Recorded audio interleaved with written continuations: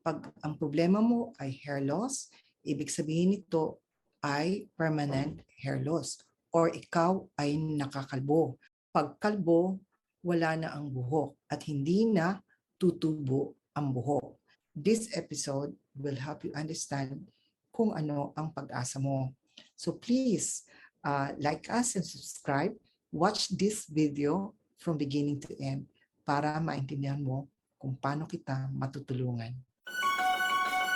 Welcome to Asian Hair Restoration Center Hair Loss Talk, where the first Filipino-American board-certified hair transplant specialist and a dermatologist, Dr. Arambulo, the authority in hair loss management and diagnosis.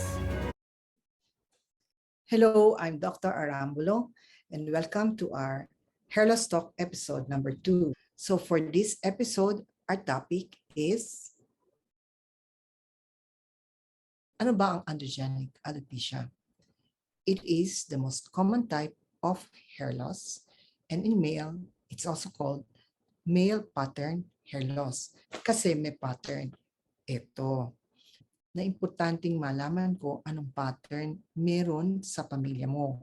May mild and severe. Iyon ay importante sa akin para maibigay sa iyo ang tamang payo. Kasi yung androgenic alopecia kasi ay namamana.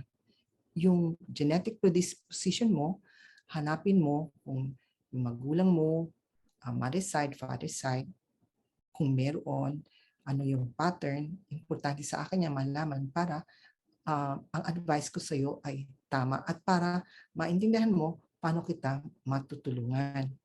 Kung wala naman sa magulang mo at ikaw ay naka-experience ng hair loss o pagkakalbo, maaaring yung mga kamag-anak mo ay meron. Importanteng malaman mo rin anong pattern ang meron dun sa mga kamag-anak mo. Ganun pong katindi ang hair loss condition pag namamana. At para naman ito mag-manifest, meron ding tinatawag na hormone androgen or testosterone. Itong hormone na ito naku-convert sa DHT. At iyon ang nag-a-attack sa hair follicles para numipis. Ito po yung process of miniaturization in the hair loss condition called androgenic alopecia.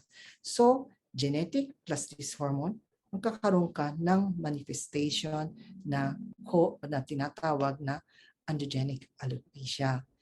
Meron pong treatment, may non-surgical at may surgical. We are focusing on the non-surgical.